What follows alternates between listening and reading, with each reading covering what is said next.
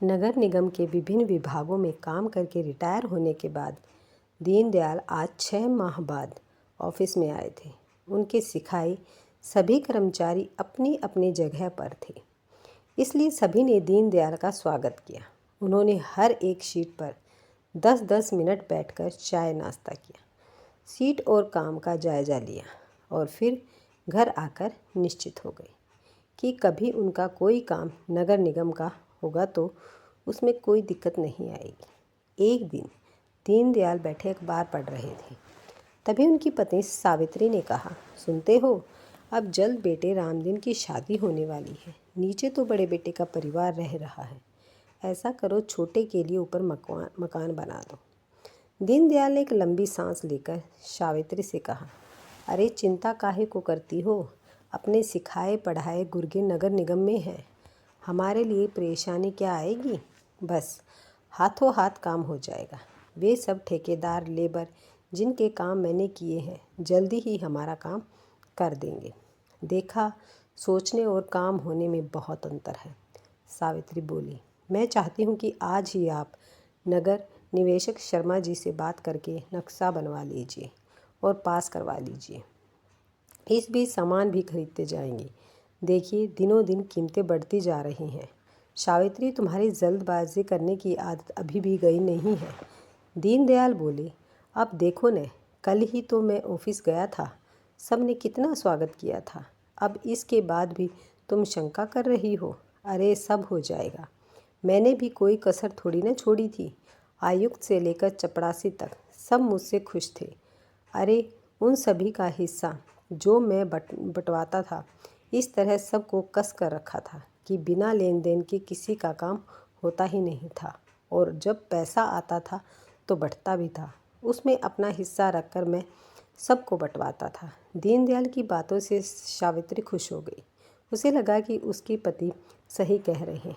तभी तो दीनदयाल की रिटायरमेंट पार्टी में आयुक्त, इंजीनियर से लेकर चपरासी तक शामिल हुए थे और एक जुलूस के साथ फूल में मालाओं से लाद कर उन्हें घर छोड़कर गए थे। दीनदयाल ने सोचा, एकदम ऊपर स्तर पर जाने के बजाय नीचे स्तर से काम करवा लेना चाहिए। इसलिए उन्होंने नक्शा बनवाने का काम बाहर से करवाया और उसे पास करवाने के लिए सीधे नक्शा विभाग में काम करने वाले हरिशंकर के पास गए।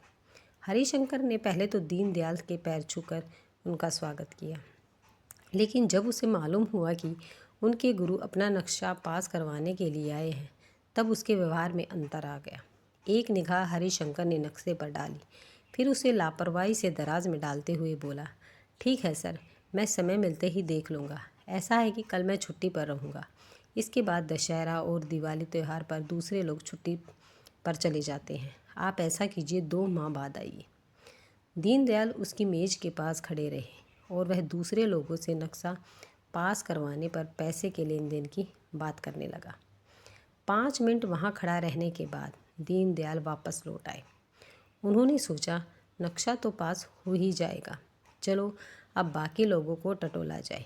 इसलिए वह टेंडर विभाग में गए और उन ठेकेदारों के नाम लेने चाहे जो काम कर रहे थे या जिन्हें टेंडर मिलने वाले थे। वह काम करने वाले रमेश से कहा, सर, आजकल यहाँ बहुत सख्ती हो गई है और गोपनीयता बढ़ती जा रही है, इसलिए उनके नाम तो नहीं मिल पाएंगे, लेकिन यह जो ठेकेदार करीम मियाँ खड़े हैं, इनसे आप बात कर लीजिए।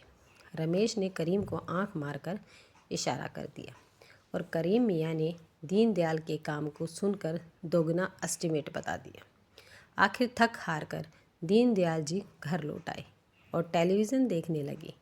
उनकी पत्नी सावित्री ने जब काम के बारे में पूछा तो गिरे मन से बोले, अरे ऐसी जल्दी भी क्या है, सब हो जाएगा। अब दीनदयाल का मुख्य उद्देश्य नक्शा पास करवाना था। वह यह भी जानते थे कि यदि एक बार नीचे से बात बिगड़ जाए तो ऊपर वाले उसे और भी उलझा देते हैं। यही सब करते कराते उनकी पूरी नौकरी बीती थी। इसलिए 2 महीने इंतज़ार करने के बाद वह फिर हरिशंकर के पास गए। अब की बार थोड़े रूखेपन से हरिशंकर बोला, सर, काम बहुत ज़्यादा था, इसलिए आपका नक्शा तो मैं देख नहीं पाया हूँ। 1-2 बार सहायक इंजीनियर शर्मा जी के पास ले गया था, लेकिन उन्हें भी समय नहीं मिल पाया। अब आप ऐसा करना, 15 दिन बाद आना, तब तक मैं कुछ ना कुछ तो कर ही लूँगा। वैसे सर आप तो जानते ही हैं, आप ले आना, काम कर दूंगा। दीनदयाल ने सोचा कि बच्चे हैं, पहले भी अक्सर वह इन्हें चाय समोसे खिला पिला कर दिया करते थे, इसलिए अगली बार जब आए तो एक पैकेट में गर्मा गर्म समोसे लेकर आए और हरिशंकर के सामने रख दिए। हरिशंकर ने बाकी लोगों को भी बुलाया और सब ने समोसे खाए।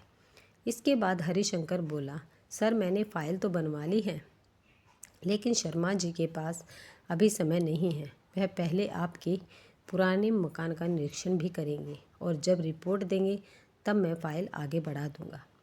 ऐसा करिए, आप 1 माह बाद आना। हारे थके दीनदयाल फिर घर आकर लेट गए। सावित्री के पूछने पर वह उखड़कर बोले, देखो इनकी हिम्मत, मेरे से ही सीखा और मुझे ही सिखा रहे हैं। वह नक्शा विभाग का हरिशंकर, जिसे मैंने उंगली पकड़कर चलाया था, 4 महीने से मुझे झुला रहा है। अरे जब विभाग में आया था तब उसके मुंह में मक्खी नहीं उड़ती थी और आज मेरी बदौलत वह लखपति हो गया है।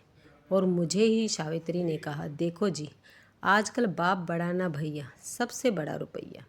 और जो परंपराएं आपने विभाग में डाली हैं वही तो वे आगे बढ़ा रहे हैं। परंपरा की याद आते ही दीनदयाल चिंता मुक्त हो गए। अगले दिन 5,000 रुपये की एक गड्डी लेकर वह हरिशंकर के पास गए और उसकी दराज में चुपचाप रख दी। हरिशंकर ने खुश होकर दीनदयाल की फाइल निकाली और चपरासी से कहा, अरे सर के लिए चाय समोसे लेकर आओ। फिर दीनदयाल से वह बोला, सर कल आप